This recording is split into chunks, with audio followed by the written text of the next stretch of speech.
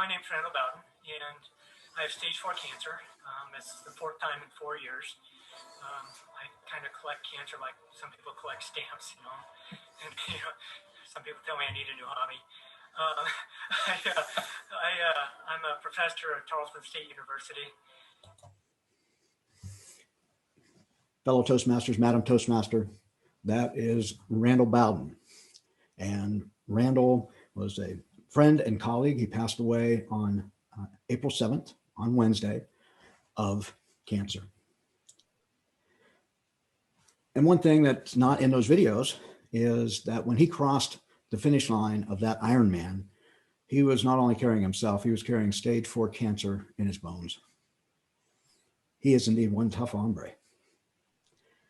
I met him at Colorado Christian College when I was starting my teaching career. His boss was in my master's program and asked if I'd like to teach. And we got together and we were, became friends pretty quickly.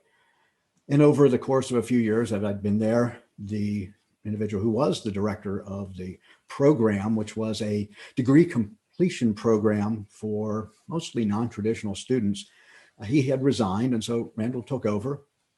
And as part of the process, he moved us to a better place, a south part of Colorado Springs, and also introduced some ideas and concepts to help us be better.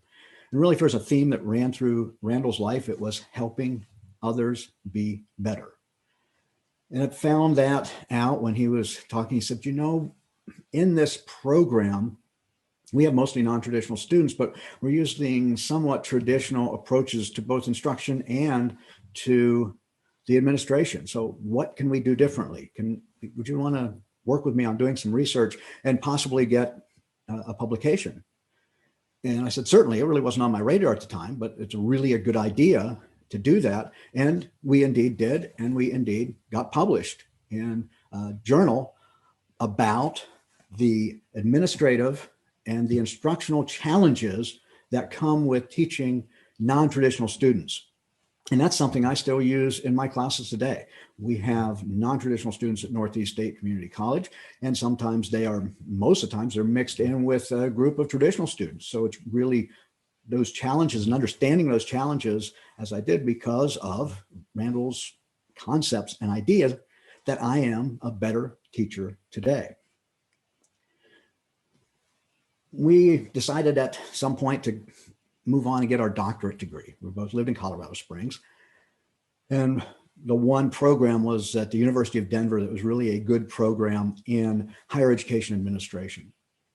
And so we would drive from Colorado Springs to Denver and of course back again because I didn't spend the night or anything up there. But on those drives, I learned as much from Randal, and I hope that he learned from me, especially on the way back to let's break down what we've learned. It's an hour drive. Let's break down what we've learned and talk about this and see how we can take this information and become better students and become better teachers, because I was still working at Colorado Christian as an instructor during that time. And so we did that. We challenged each other. We made each other better. And I really definitely appreciated that aspect of Randal and having that connection with him.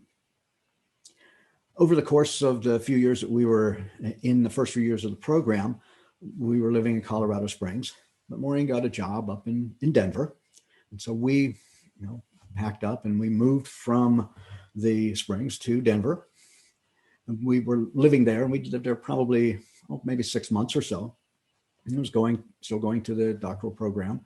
And Randal and Cindy moved up to Denver, and they hadn't found a home yet. So as was noted in the introduction for Maureen, being a very welcoming person, she welcomed them into our home, and I did as well, welcomed them into our home so they could stay there and have some place that they could call home and not really have to rush and find a place to live. That may or may not be the best idea when you rush into buying a home. So it was welcoming to have Randal as part of our family for several months. Welcoming, and I think that he made us better.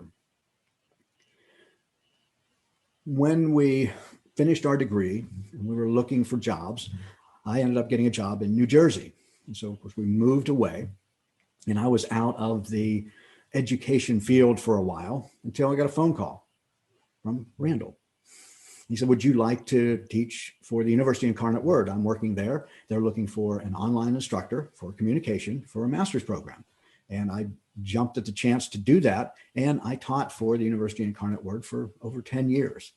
So because of Randal, I was able to keep my ideas sharp and stay in education, even though I wasn't working specifically in education.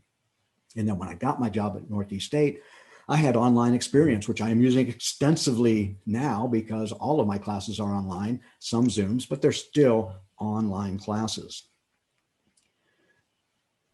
Randal wanted to make himself better as well. And that was definitely evident in his running not just one, but multiple Ironmans, as well as doing various things to be better. But he said, I've done a lot of things in education to be better. I've done a lot of things in physically to be better. I want to write a novel. He wrote a novel, Chasing Echoes. Probably can find it on Amazon if you would like to check it out. So just amazing that he has that ability and really rubs off on other people.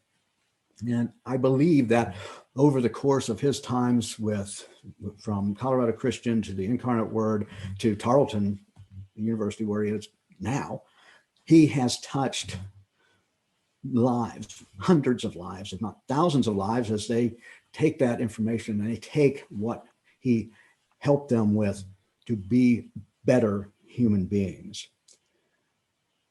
All in all, I believe there are a lot of people that are much better off for having known Randal Bowden.